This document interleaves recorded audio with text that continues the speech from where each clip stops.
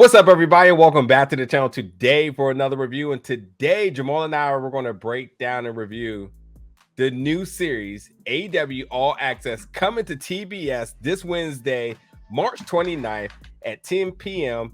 Eastern Standard Time, where you can get a new episode weekly each and every Wednesday.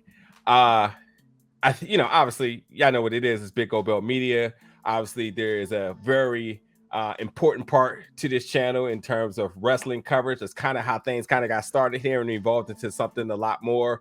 But whenever we able to get an opportunity to get something that kind of is a hybrid in between the two, when you get some level of entertainment, but yet of wrestling, we're all over it. So we were absolutely interested and excited to check out the new AEW All Access. The last time me and Jamal got together for something like this was Rose to the Top, and that's exactly where I want to start off, is by saying my interest in this was like, well, how's this going to be different than Rose to the Top? Would it be the same, or would it be something totally different? And as AEW, as we watch that weekly, which we do have our weekly podcast, folks, which y'all can catch every Thursday, 8 p.m. Eastern Standard Time.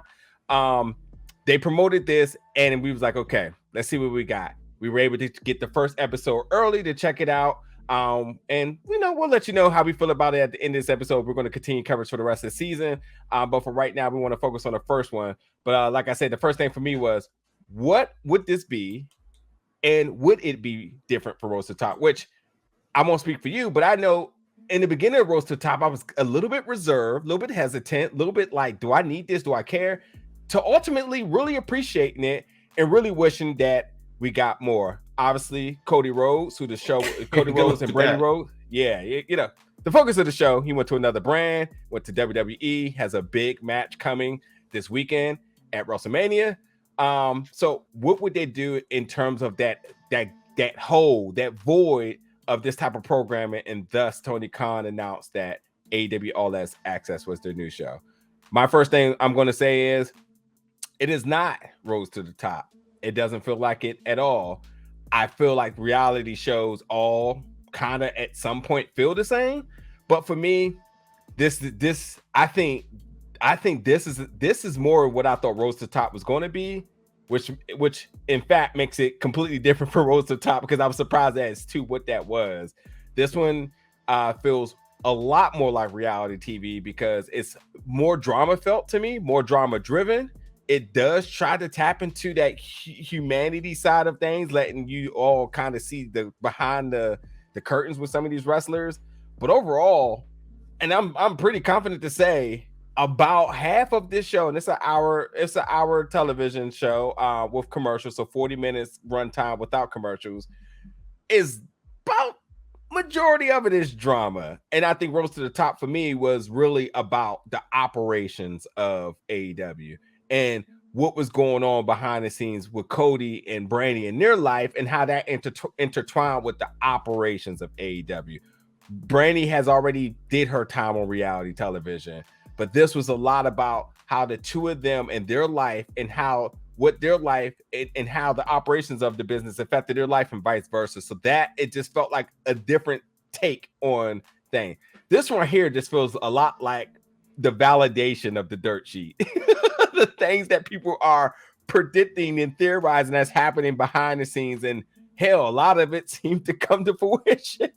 So I don't know, it's a little different, but it's a lot of what reality shows are. I just was expecting this to be something different. I think they kind of pitched this to the fans like we were getting something that we had not seen before, and I just don't feel that way by watching this. I talked a lot, Jamal. What's your overall thoughts? And I would love to hear your thoughts about the comparisons of this against Rose to the Top. All right, so here's the thing. As far as Rose to the Top is concerned, and versus AEW All Access, same principle, different execution. I don't think it's fair to compare either of the shows because the focus is different. This is AEW All Access, which, as the name suggests, gives you a behind-the-scenes peek at the wonderful land of Oz that AEW is. And Rose to the Top is, well, focused on the roads. So we would follow them home. We would follow them to the cookout. We would follow them to, different places as they needed to do things, as, Cody needed to do things and Brandi needed to do things. So it's not the same thing. Now, with that being said, because to be honest with you, Road to the Top isn't going to happen. If it does happen, it's not going to happen in the same way because of, well, the history is what it is.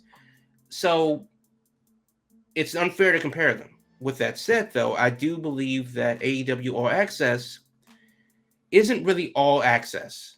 It's more like AEW backstage because because the questions that I would have if I had all access one can't be addressed in the show.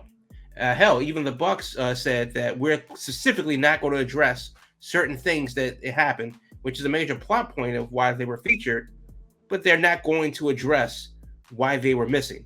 And they didn't. Don't ask. They're not going to tell you. If you know, you know, but you probably don't know.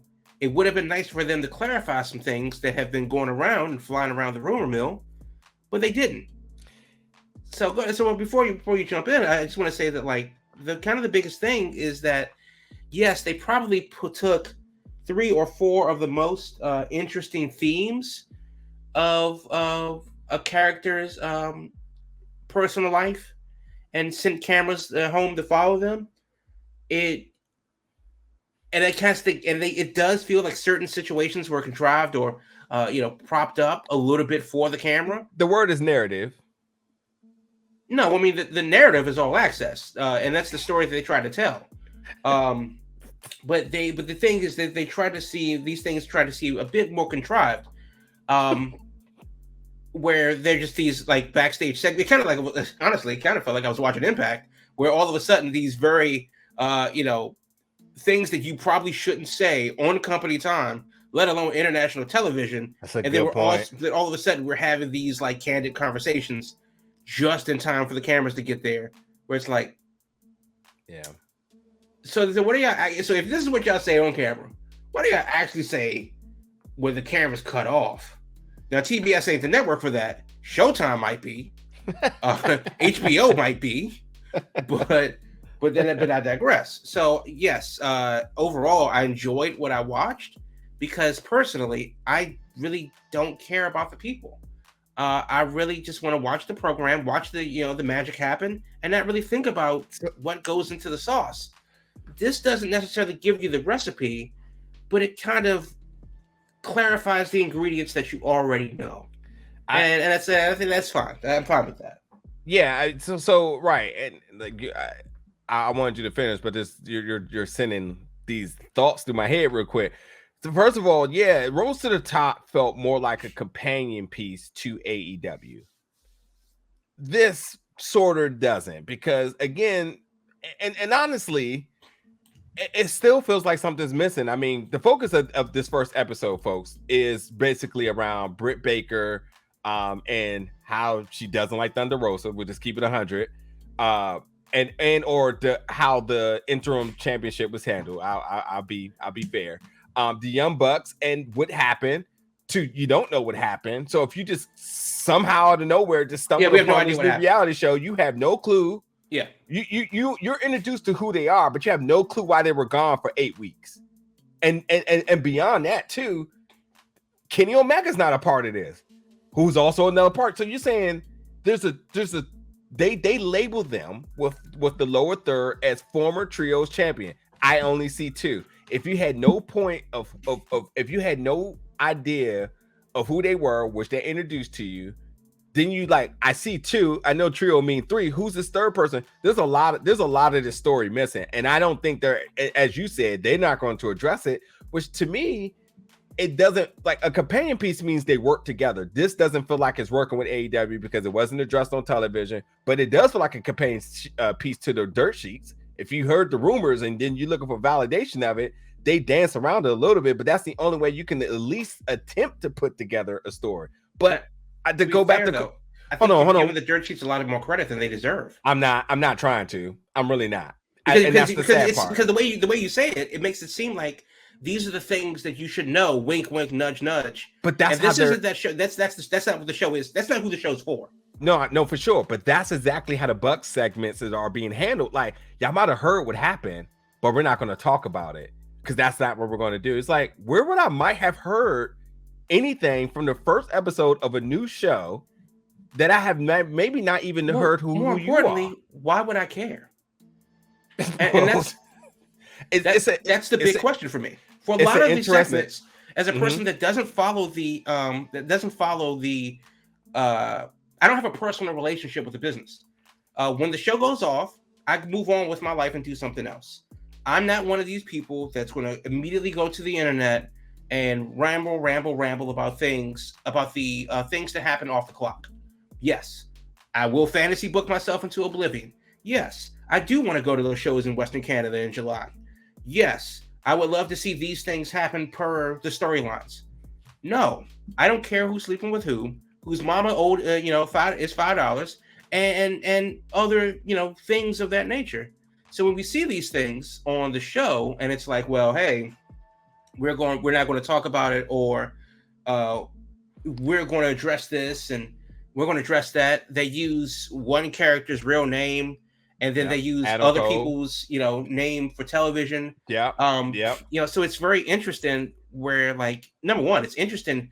There are 4 concurrent stories going on the show.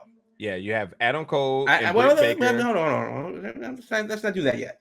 There are 4 concurrent stories going on the show. If you've never seen AEW before, or if you only have a passing interest, or you're a casual fan, some of the stories, and we can get into them individually if you want, some of the stories you can kind of go, oh, that makes sense. And then some of the other stories, you need a lot more context than the show is willing to provide. And I think that for half of it, it's going to be like, oh, that sucks. They did a really good job of explaining this and understand that why we're here. And then for other things, you're really left in the dark if you don't know or care. And it'll be interesting to see how the rest of the season goes, because they're going to have a lot of catching up to do as these narratives progress, since we're talking about before Full Gear, which is last November. So to kind of give y'all a little bit of expectations on what you can expect with the first episode. First of all, it is much current. I'm going to stop comparing it to Roast to the Top, but Roast to the Top definitely did start a lot earlier than the current time. This is taking place about a month or 2 ago. No, they said before Full Gear. So before Full Gear. I'm sorry, I'm getting confused. So we're talking November. Yeah. We're talking mid to late October, actually. So the first episode, and before I even explain this, I just want to say that this is definitely, as it is in the synopsis, for the fans, which means that if you're not an AEW fan and you just stumbled across a new reality show, this probably is going to be a huge learning curve for you, and which isn't really a good tactic, because although I'm not like the biggest Chris Lee Knows Best fan, at least I can jump into the show and kind of understand what's happening from day to day. This is kind of like you either just know Chris Lee Knows Best. Yeah, he's doing his time, but obviously it does good numbers. But at the end of the day, this is like either you know these characters or you don't. And if you don't know these characters, it's probably going to be a big question mark about what is this and who do I care. Now, Granted, while you may differ, I think these shows should invite you to become a fan of some of these folks. But the Bucks is the biggest case of, how can I care when you are still hiding so much about what's happening with you? Why were you gone for 8 weeks? If you said it one time, I might can let it go. Every segment that they're on talks about being gone 2 months, 8 weeks. It's so good to get back with these folks. And you even have interactions where, Eddie Kingston's kind of like, it's good to see y'all back. It feels like home again. What happened? That's all you can keep asking. What happened? You have Britt Baker, as I mentioned. She has her issue with Thunder Rosa and how the handling of the women's championship. Adam Cole, who's dealing with his head injury and his return back, and Britt Baker and the two of them kind of working together to really get to that point. Ty Conti and Sammy Guevara are America's best couple. That's their storyline, honestly. And other than that, you got appearances by Saraya, who doesn't do much. As I mentioned, Eddie Kingston. And then you got Tony Khan really not in it at all, although they made it very clear that all this is happening because of Tony Khan. Well, I don't think Saraya's wrestled yet, because she got there Grand Slam in New York, which is late September. Yeah, she had. This show must have been taped maybe within a month of that. Yeah. So I think the Atlantic City was their show, and I don't remember exactly what date that was, but the point is that we're talking weeks before Full Gear. So if Saraya's already there, then it's obviously after September, late September. So I'm gonna have to say this is early to mid-October. Yeah. When this thing is going down. Full Gear is a pay-per-view, folks, for anybody watching this is not a wrestling fan. So that's Right. how we're kind of like deciding when this timeline is happening. But again, it's much more current than how their other reality show and Rose to the Top which were months ahead, and it was sort of like a timeline of catching up to the current point, which that's where it looks like they were going until that was canceled, obviously because Cody Rhodes went to another promotion in WWE. But obviously, and I kind of want to like focus on this a little bit. Overall, from what you've seen, did you like it? Did you not like it? Are you at least optimistic, or are you hanging it up after this one? I am cautiously optimistic, and the reason why is knowing what the history was, because we're transported back to November, basically, like because I went to Toronto for AEW in October, so this has to have been like either the week of Full Gear, which was like November 6th, or like within 2 weeks of that. So if we're transported back to that time, it'll be interesting to see how much revisionist history there is.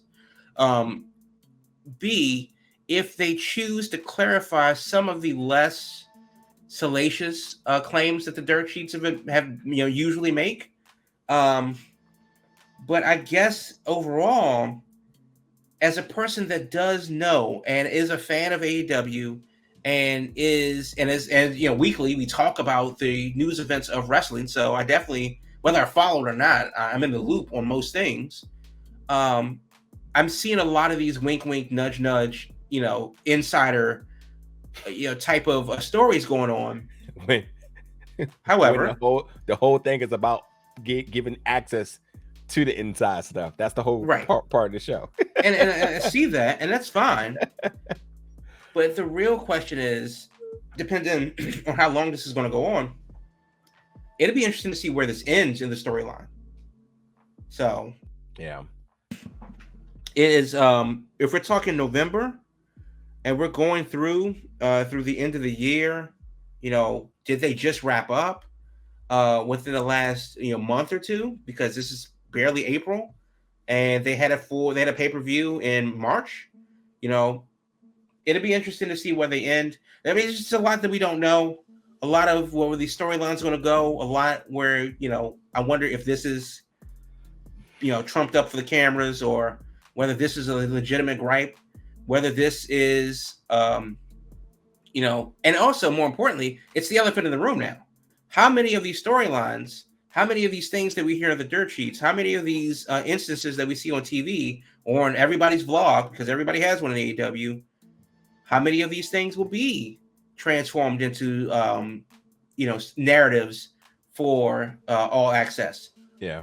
And to be fair, you compare it to Lord to the Top, I think it would be more apt to compare it to Hard Knocks. Yes, There are narratives in Hard Knocks, because it is a show that if you don't know football, or if you don't know why this is important to see these people interact with these players in a different way before this date, where they have to trim down the roster of 80 to 53, it does give you an inside look as to what the preparation looks like for training and all of these things before the preseason even starts. Yeah, at least you're just not still clueless about why. Right. But then again, I can't imagine them having like Ray Caruth on the on Hard Knocks and then going, "Don't worry about why I was out. We're not going to talk about it." Yeah. Or Dante Starworth, or a bunch of different names, And honestly, like, this is how I would sort of wrap towards ending the review here. Well, Hard Knocks, when they select teams, it's probably because of one thing. Either the team had a very successful year, or a year filled of a lot of drama, and they're like, we absolutely can make television off of that. So when you do look at the folks that this is attached to, because it is not the whole roster of possibilities. I mean, again, I always keep talking about Rose to the Top because I appreciated the perspective and the insight we got from some of these wrestlers that you would have never thought. I mean, when you think about Ricky Starks, I will always remember, and obviously why I'm a big fan of his is because what I got to see and hear from him from that, just for him to cut a promo about that, a couple of months ago, which was like, almost a year down the line, because understanding that, like, when you talk about somebody's passion and you getting that insight of that person, then you get to see him perform in the ring, you grew a fan because of your companion show. And this, I'm trying to understand, outside of Adam Cole right now, who's going through this, this very severe injury and trying to get back into the ring. Other than that, I don't know who I should care about. Sammy Guevara and Ty comes in and she talks about her background coming from De Janeiro. Am I saying right? Where is this place that you're trying to say? Brazil. Oh, there you go. Yeah. And talking about coming from nothing, and then and her opportunity at WWE to this Rio de Janeiro. There you go. Brazil. There we go. And then obviously marrying Sammy, and then Sammy talking about he worked at what do you say, Fat Burger or something like that? Whataburger. Whataburger. And then Texas. Yeah. So they got together. She says, okay, cool. These are two folks who really came from nothing. They got together. They love each other, but the fans don't like it. I'm sort of intrigued as to. But they don't talk about why that is. I know. And if you ask the fans, there's some very specific incidents. It's absolutely. Some unforced errors, some general hate mongering on the internet. But the bottom line is that out of the four, the two things was that the uncertainty in Sammy Guevara and Tay Conti and what they bring to the table. They feel that they have so much more to offer, but the fans physically hate them in a bad way. But they don't really explain why that is. And you can't say that you don't know. So okay, fine. Then there's the Bucks. Matt and Nick Jackson, real life brothers. Okay, cool. We saw their origin story, but they don't exactly say where they've been for 2 months, and this is their welcome back and how weird it feels to come back after. They even showed the clip of why them being stripped of the titles. If you get stripped from the titles, you think, was it injury? Was it suspension? But they don't say. They don't say it, and they don't even allude to it. So at all. So then there's that. And then where's the third person? I keep saying, where's Kenny? That's it doesn't matter. He's it's okay. It's just and then Britt. I feel like Britt Baker's whole thing in the beginning of this, the first 15 minutes of it, which is what her literally with her crew, almost like high school, talking bad about Thunder Rosa, also mentioning that her and Tony Schiavone are so cool, so she's made sure that he knew her displeasure. And I honestly feel like there's two things that I really got from this, and this is I'll be done after this. I feel like Britt Baker and the Bucks are trying to play damage control with their image. They're absolutely trying to say, wow, why the Bucks are like, something happened and we're coming back. I don't know. They said, I don't know. We didn't think we were going to wrestle again. This is really hard for us coming back. All these things that are completely blasphemous. No one would ever have thought, like, after that incident, they'll never come back. They'll never wrestle again. All these things that they completely blew out of scope. To be honest, they're playing victim. If CM Punk, no. If CM Punk was the one saying this, I would 1,000% believe this. 1,000% believe it. Like, hey, they blackballed me, they outlawed me. Everybody didn't want me around. I didn't think I would ever be able to come back. I didn't think I would ever be able to knock this ring rust off. It's going to be weird. They were talking about it's going to be weird for us to come back. Why would it? Why would it be weird for y'all to come back? Well, especially knowing what happens immediately after they come back. And then Britt is talking about all this about, like, Thunder Rosa needs to give up the title. How is she out here doing appearances and doing PR stuff but can't come to work? To be fair, that's what we said too. I mean, we said that the whole time. I mean, she's not wrong. She's not talking to the right person. It's not her fault.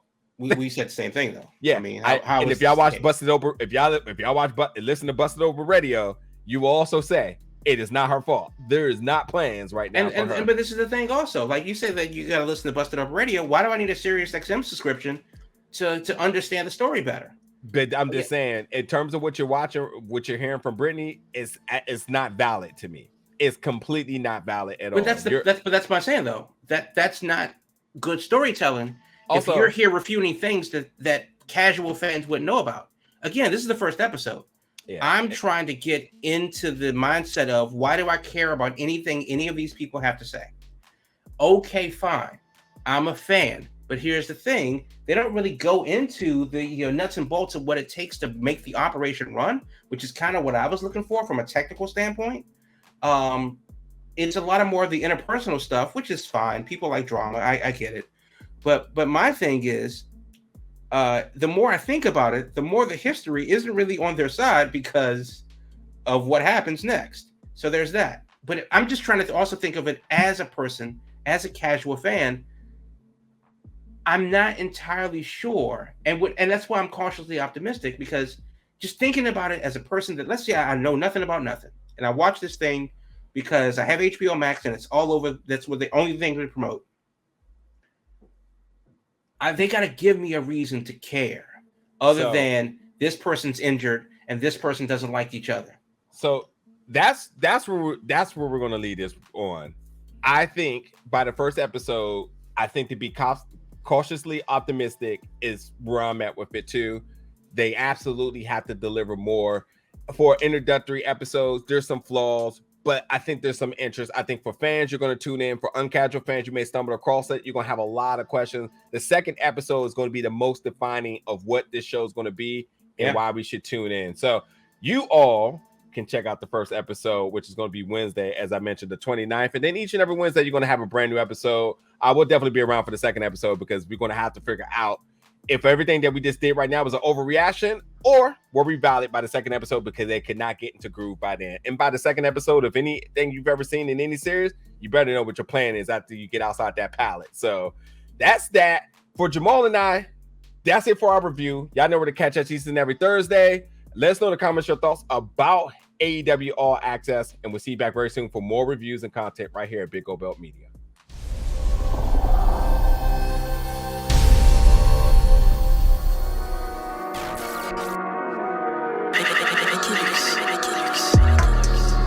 Big Gold Belt.